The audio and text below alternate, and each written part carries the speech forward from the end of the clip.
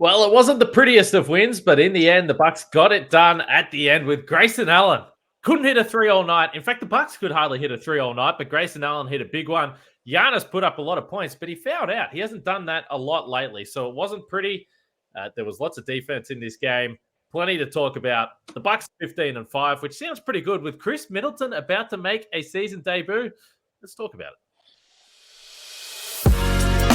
You are Locked On Bucks, your daily Milwaukee Bucks podcast, part of the Locked On Podcast Network, your team every day. Welcome to Locked On Bucks. My name's Kane Pittman. You can see and hear me on this show Monday to Friday and find my other stuff over at ESPN. Alongside me, the founder of BrewHoop.com and longtime voice of the podcast, Frank Madden. All's well that ends well, Frank.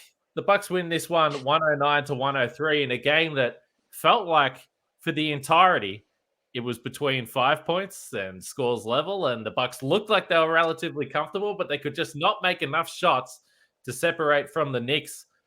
They were really crushed on the offensive rebounds, and as I said, they couldn't make a shot, not only from three, but they missed a lot of bunnies in this game as well.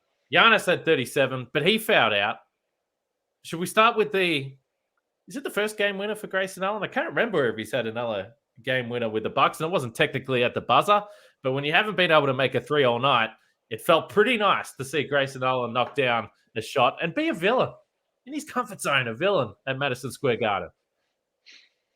Well, we haven't said Grayson Allen had, not being able to make a shot. We haven't been saying that a lot lately. Right. I think he came into this game shooting 45% from three. His true shooting is up 66%, I believe, coming into this game. I mean, it's kind of funny. I feel like there were a couple of stages early in the season where I was like, oh, Grayson, what's going on with Grayson Allen? And, you look at his numbers now with the heater that he had been on. His scoring numbers are around kind of where they were a year ago, but the efficiency has been phenomenal. And he's getting the line, I think 2x, I think what he did last year.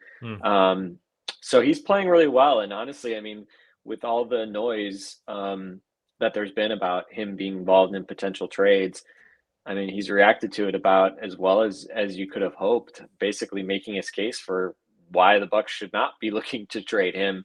Right. And, his scoring and shooting in particular, whether he eventually has to come off the bench or continues to start when Khris is back, which sounds like we may be only, when people listen to this, less than 48 hours away from. I think either way, you obviously he's looking like a guy that you want to figure out how you keep him in the rotation. And the other night, kind of Bud typically going with kind of this 9.5-man rotation. And tonight, I think, again, not fully healthy. Obviously, you're still missing Khris Middleton. Obviously, it'll probably be a little while before we see Joe Ingles. But you look at the 9 guys he played tonight, the starting group that we've seen most of the year, and then Bobby and Pat each 24, 25 minutes, and then George Hill 10 minutes, Wes Matthews 13 minutes. There's nobody there, right? Like, obviously, we've spoken a bit about Jordan Nwora and some of the inconsistency problems there. Marjon Beauchamp's had some really good moments. He's had some rookie moments. Obviously, I haven't seen a lot from him. Serge Ibaka, the on-court, off-court numbers with Serge are pretty ugly. I don't know that he's looked bad or terrible or anything like that. But I don't think we're looking at Serge saying like, oh, how do we get this guy minutes every night, right? So I think in a game like this, road game, pretty close throughout, right? Bucks go down 18-11 to start the game. I think that was the biggest Knicks lead all night. And as you said, with both teams not shooting the ball well from three, the Knicks just 6 out of 30, Bucks just 10 for 35. Those normal big runs that you expect in an NBA game just never happened. And the Knicks, to their credit, only turned it over 7 times. The Bucks only 5 turnovers. So neither team turned the ball over. Neither team shot threes well. The kind of ingredients that typically will lead to swings and runs both ways. The Knicks actually were really good in transition, took advantage of the Bucks repeatedly. The Bucks were not good in transition, but in the half court, the Bucks were much better. And if not for the Knicks offensive rebounding, I looked it up. I think the Knicks or the Bucks have given up more than 12 offensive rebounds in a game. I think only 5 times this year. Mitchell Robinson had 12 offensive, 11 or 12 11 offensive. Okay, I thought he had 12. 11 offensive rebounds by himself, and the Knicks had 19 overall, which is the most that the Bucks have conceded in raw terms. Now, I think if you look at it by by rebound percentage, right, they missed an absolute ton of shots in this game, so it doesn't look quite so bad when you put it in that framing, right? Like Knicks had a 35% offensive rebound rate. That's still 87th percentile. That's way higher than the Bucks typically give up. They came into this game number 1 in defensive rebound rate, I think around 23%. So again, that's roughly 1.5 times better that they gave up tonight. And you just saw like Mitchell Robinson just an absolute ton. He pants himself under the basket. He's too thick. His base is just too big for Giannis to move, and even Brook Lopez struggled. And we saw tons and tons of drop against a pick and roll, and Jalen Brunson, kind of got going a little bit towards the end, but overall not a great shooting night for him. Bucks defended, pretty much everyone pretty well, but it was really just the offensive rebounds that they just couldn't kind of handle, which is atypical for them. And, it felt like they fouled a ton too. Giannis had 4 fouls in the fourth quarter. They had 7 fouls in the fourth quarter, but interestingly, they only had 8 fouls coming into that quarter. 15 fouls. I think that's the second fewest fouls they've had in a game all season. So they would have been way under their season low for total fouls, if not for the kind of loose whistle that we saw there down the stretch. Although honestly, it wasn't like the foul out, it was the right call. Again, like you can argue with maybe some of the marginal calls. Like, I think Giannis got called for like that one against Brunson when he just sort of cut off the baseline, but it wasn't like the egregious charge call that we saw the other night against Tim Hardaway that I went very angrily on about towards the end of the last podcast I was on. So yeah, it was an interesting game, definitely a bit different in a number of respects, but an entertaining one nevertheless. Kind of weird, as you said. It's just I wasn't like super anxious. I felt like they're gonna hate it. They'll do something. The Knicks really gonna get over the hump here, but I mean, when Giannis gets called for the foul, Mitchell Robinson makes the first free throw. He's a bad free throw shooter. And then he short arms the second one. They get the ball back and they get a foul. And you think, oh, great, now they're going to be playing from the front. But I think it was Brunson missed one of the foul shots on a foul that was Drew's 5th. So Drew also almost fouled out. Drew and Giannis had 11 of the 15 fouls. But fortunately then, as you said, Grayson Allen, whips it over to Brook Lopez, runs over to the screen, gets the handoff, immediately puts up the 3. And, we saw him, I guess it must have been last year, right? He had that one monster fourth quarter 3-point shooting performance at the Garden, and Grayson, no stranger to playing the villain. He certainly relishes that opportunity. Ask anyone in Chicago about that. And caps off an average night for him overall, but he had a really nice driving layup, I think, with 2 or 3 minutes left in this game.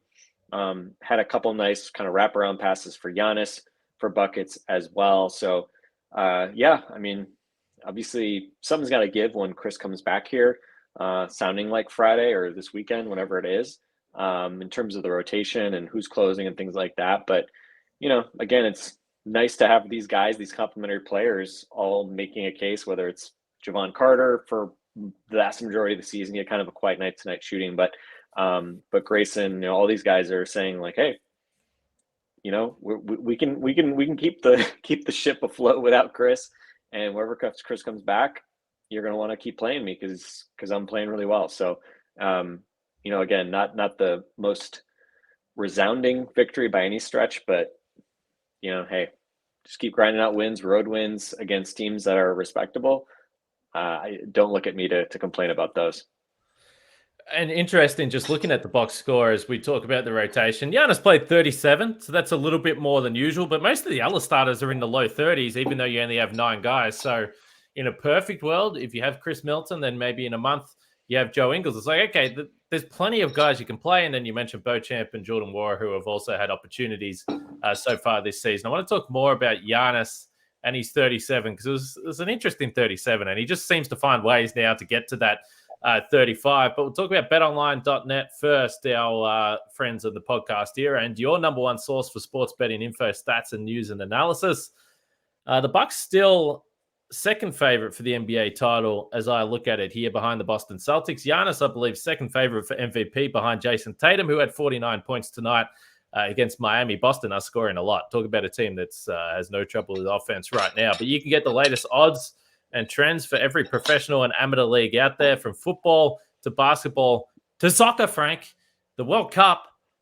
There is a higher portion of listeners, if they live in the US, that maybe if they care about soccer in the World Cup, they're very excited for the weekend. Australia, I didn't get up for the game, but I woke up this morning and they're still alive. So they're in the final 16. People are going crazy. I could hear it down the street. If anyone saw all those videos of Fed Square in Australia, in Melbourne, and there's thousands and thousands and thousands of people. That was at 3:30 a.m. I was asleep. It's down the road from my house, though, so maybe on the weekend I can pop down there. But anyway, people are having fun with the World Cup. But go to betonline.net today, or use your mobile device to learn more. That's BetOnline, where the game starts. I gotta say, Kane, it's been a pretty good sports last few days for me. Obviously, I'm a much bigger soccer fan than you are, and so the U.S. going through yesterday, not talking about not resigning victories, not exactly a resigning victory against Iran, but nevertheless got the job done. They go through to the next round and have a winnable game against the Dutch on Saturday. Don't expect them to win, but they at least have a chance. And so my four teams in the World Cup: U.S., Argentina, because I'm a diehard Messi fan. Frank, yeah, I hope get out of here. Killed. I hope you get guys out of here with that on Saturday. I hope Argentina kills you guys. But no wonder me and Joe Ingles hate you, Frank. Continue. Well, first off, you don't even watch the games, so you know. Yeah, because I'm a big sports karma guy, and because of work and other reasons. And last night it was a 2 a.m. game on a weeknight. Come on, what am I supposed to do? But now that I haven't watched one live second of action, I feel like it would be bad karma to watch. I don't know. I was gonna say, what the hell does karma have to do? Like, how does karma? Bad luck, you know. Yeah, exactly. Juju. You should continue being a bad fan of the Australian soccer team, and not watch them. I got to. You told me before the tournament, we were talking about this. I was like, "Oh, are you going to watch the games?" And you're just like, "I hope they win, but no, I'm not going to watch the games." No. I got to lift home with Andrew Gaze. So we do a Wednesday night TV show over here, and Andrew Gaze drives me home because I'm like a little child that doesn't have a car. So Andrew Gaze drops me home. It's on the way, and if people don't know, Andrew Gaze is like a legendary figure in Australia. Probably the greatest men's is the greatest men's basketball player the country's ever seen. And he goes, "Are you getting up to watch this game?" I said, "No, I don't think so." And bear in mind, Andrew Gaze is a guy that carried the flag at an Olympic opening ceremony, so he loves Australia as much as anyone on earth. I said, "No, I don't think so." And he just stopped. And he said, "That is un-Australian." And I thought he was almost about to kick me out of the car and make me walk. So I do feel bad about it. We'll see. Yeah. Well, either way, I've been a Messi fan since he first debuted with Barcelona about 18 years ago. And I saw him play at the World Cup in 2006 in Germany. I saw Argentina beat Mexico, which was one of the cooler things that I've seen. Argentina won that game in extra time. It was around a 16. And Messi came on as a sub because he was only 19 and the coach didn't trust him, and then he didn't play at all in the next game and they lost. So that was unfortunate. But anyway, I'm a Messi fan. When Argentina won the Copa America last summer, I was like, I don't know that I cried, but I was legitimately like, because he had been that snake bit in terms of winning senior trophies with Argentina. I was so happy when he did that. I've just been kind of following him his entire career. So I don't know. We'll see. I would definitely not say they're favorites at this point, but Australia, obviously, again, we'll see. They obviously will be favorites in that game. And then I think they'll probably be favorites, against whoever comes out of the U.S. Dutch game, although obviously the Dutch will be favorites against the U.S. So that'll be fun. And then Spain and Germany are my other two teams. They already had to play each other last, but I'm hopeful. Certainly Spain will go through. I'm hopeful Germany will as well. So we'll see. And then, but yeah, been an interesting World Cup so far. And Bucks racking up some wins. And it's like weird. Like the Packers lost on Sunday, but it was like, oh, they only lost by 7 against the Eagles, who are good. And Jordan Love looked good against like a prevent defense in the last couple Nobody minutes. cares so, about the Packers. There's a lot Yeah, on I Packers, know. Frank. Let's get back to the Bucks. The Packers are like, the Bucks of like, I don't know, 20, like, nah, maybe not 15 win Bucks, but it's kind of like, oh, hey, Christian Watson, he's like I'm not gonna say he's the Giannis of that team, but yeah, it's pretty grim for the Packers right now. No expectation of wins, but the Bucks, Bucks, we do have expectations of wins, and I don't know. It's kind of weird, Kane. Like I'm almost Khris Middleton coming back. It's like, oh, now the whole gang's gonna be back together. Now we have to like actually, we don't have any more excuses if they lose. Now they actually need to win games, and if they lose, to the Celtics on Christmas, it's gonna be like, oh, I guess there don't any more built-in complaints for that. No more Khris Middleton excuse. So, but yeah, obviously Shams reporting today that Khris is expected to come back on Friday. They play a back-to-back, Lakers and Hornets, which is a little annoying because, well, maybe it's not annoying because there's obviously two games that you'd normally expect to win. But it's a little annoying just in the sense of, man, you really want to bank both of those games given you're going to be favored in both. But we'll see with Khris coming back. Obviously, Giannis on a back-to-back, like, does he rest one of the games? Who knows? But yeah, just win these games that you're supposed to win. And there's obviously going to be a number of more difficult games on the schedule coming in the coming weeks. So we'll see how things shake out. But glad that they were able to go out on the road and get a win because they haven't played many road games. What are they 4-3? I think on the road this season so far.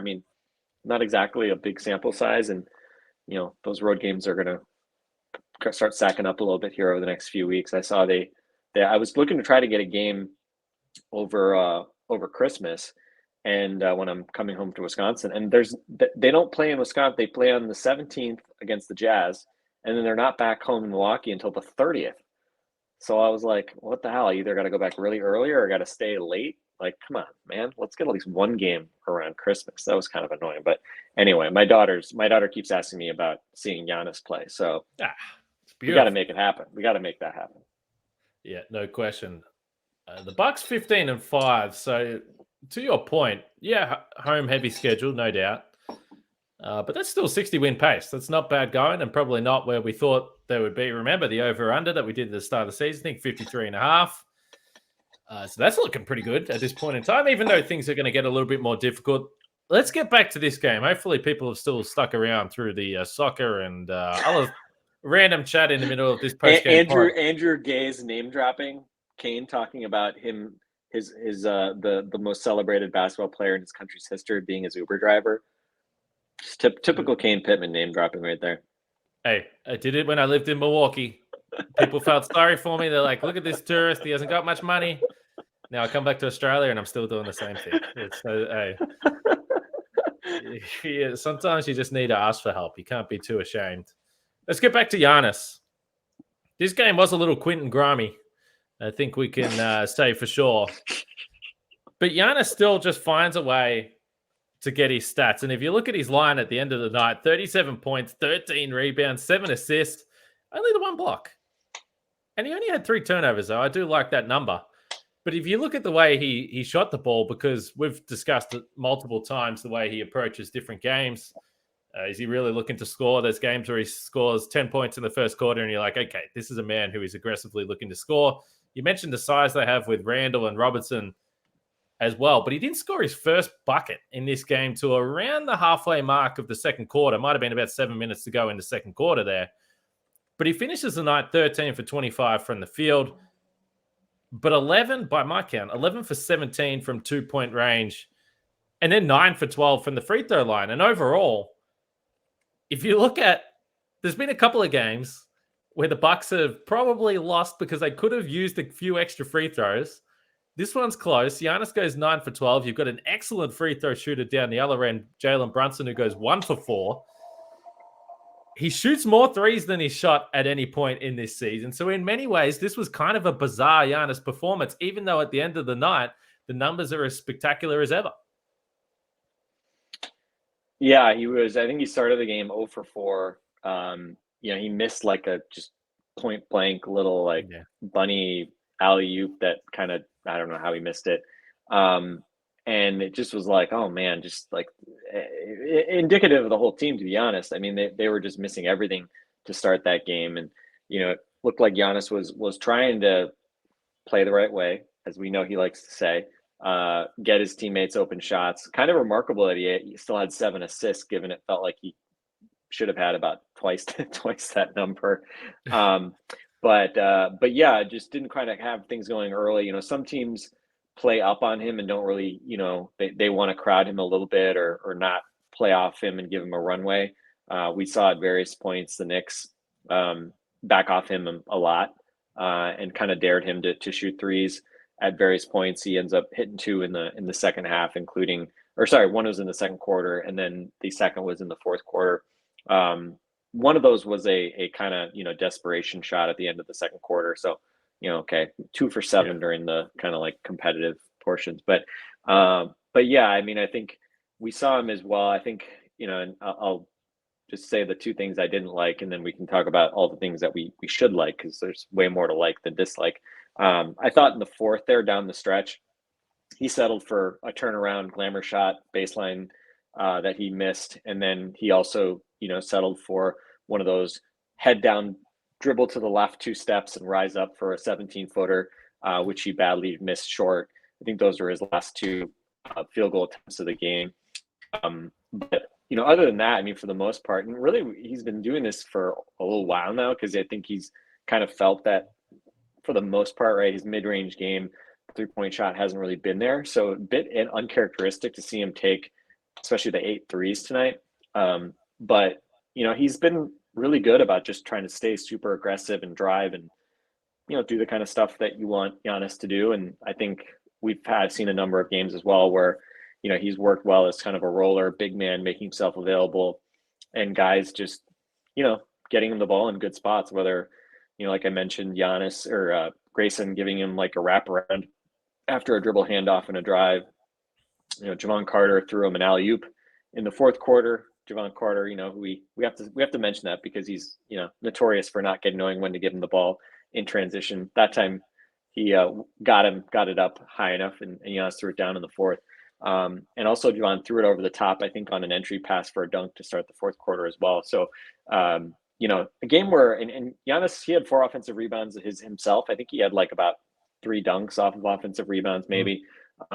So was able to kind of manufacture some stuff, even though, again, some of the mid-range shots weren't working. I did like in the third quarter, he had probably like a 10-foot little righty hook shot, which he looked pretty comfortable in. Yeah. And that's always like, again, like the shot that it's like he just has never developed a consistent feel for it. And if he did, obviously, I think it would kind of change, the way that, kind of it would be a nice safety valve type shot for him. But again, we're in year 10, still talking about him developing a hook shot. He's shown it at various points, and this season we really have not seen very much of it. Is like 3 to 10 foot non-restricted area paint percentage has been abysmal, like 25% all year. It just hasn't shown any touch there. But yeah, I mean, 37 points on 25 shots, and again, mechanically, again, is he doing something way better now than he was before from the free throw line? I don't even know if it's really mechanic so much as just getting into like a repeatable rhythm for himself. The time he's taking at points gets extremely long. As you mentioned, I think after the early part of the previous game, I think he sped it up a bit because I think the refs kind of warned him about it. This game, he started closing his eyes. I don't think he was closing his eyes when he was taking his deep breath when he first got the ball in previous games. This game down the stretch, he was closing his eyes and just making it extra dramatic. So I don't know. I still feel like there's a 10-second violation probably in store for him at some point. But I mean, it's like 15, let's be honest. And not only that, because I was on a little bit of a delay here at the start of the game. So I was like just fast forwarding 90 seconds straight away, and that was enough for 2 free throws, which, I mean, I don't get as into it as you do, Frank, but I would be concerned if that's how long it's taking and you're into the playoffs and you open the tents, everyone, the crowd and all that kind of stuff again. I mean, the good news is like he's only taking 1 dribble still, and the actual part where he's shooting, doesn't really take that long. So No, if he just like doesn't do the like the put the breath. ball Yeah. at his side and take sometimes 2 deep breaths. I mean, there have been times where he's taken 7 seconds just on that part. So, I mean, there's ways to kind of speed this up pretty easily. But obviously, we'll see if he does that. But again, 9 out of 12 tonight. What was he? Love it. 10 for 14 in the previous game.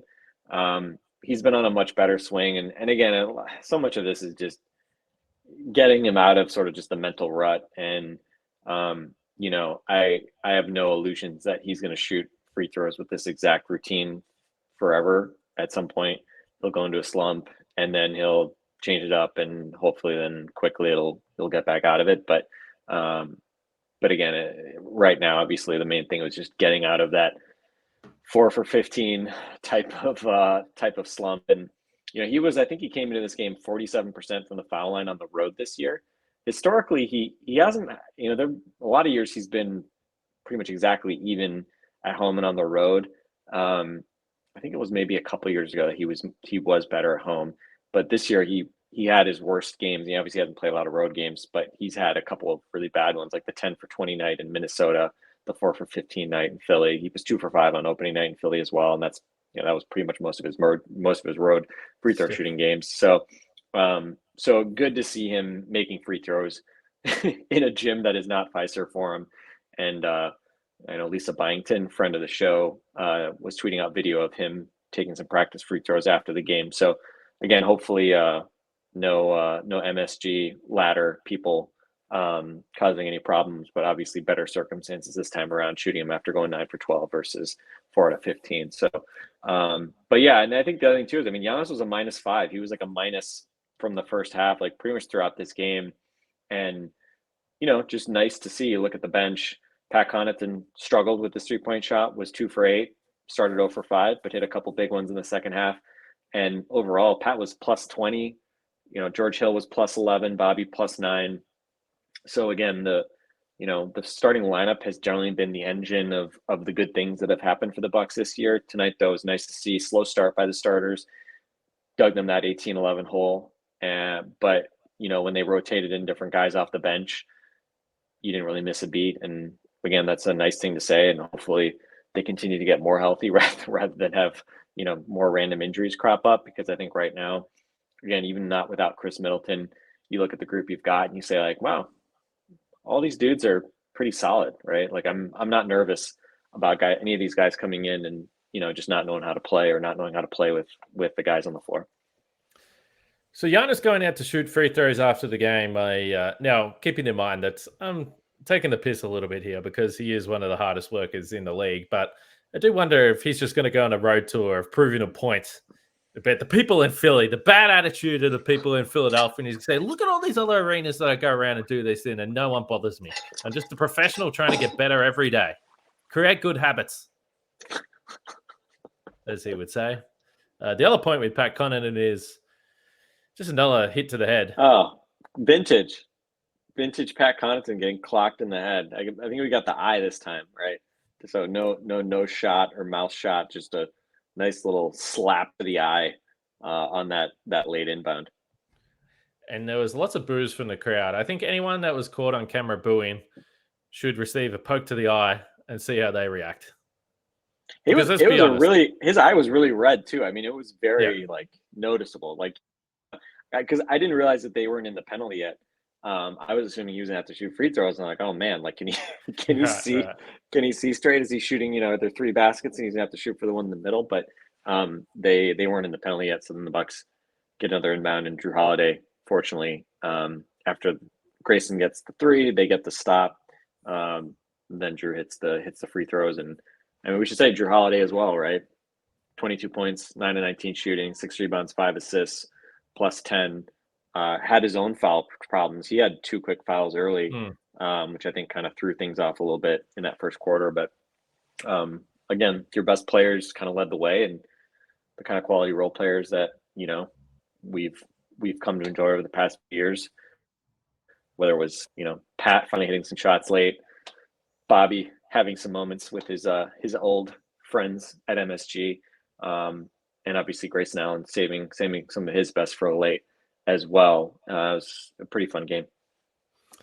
Yeah, and Bud did have to make a decision in the first quarter there. You mentioned the 2 fouls, and the Bucks were really, really struggling offensively. Bud put Drew Holiday back in the game in the first quarter, and he scored a couple of buckets, picked up a couple of assists. I thought they were important minutes just to keep the Bucks with the Knicks as they were struggling to start that game. And we've seen that a little bit with Giannis as well, trusting the veterans a little bit more to play with foul trouble. Now tonight, obviously, Giannis fouled out, so that wasn't necessarily the case tonight. But I like that. These guys, particularly in regular season games, they can play with fouls if you need them to do so there. All right, check out the Locked On Sports Today podcast as well once you're done with Locked On Bucks. Then, by the way, I should say, the Spotify Wraps started to come through today. Got tagged in a few of them, Frank. We always appreciate that. I always say it's crazy when you see the number of minutes and hours that these people listen to us talk about the Bucks, Frank. It is kind of scary, but we absolutely appreciate it. And you also should check out. We love our sickos. We love our Locked On Bucks sickos. You guys are the best. And Locked On Bucks was also number one on my end of year Spotify Wrap playlist, which I will credit to me wanting to hear you and our friends Justin and Camille and all the various guests you.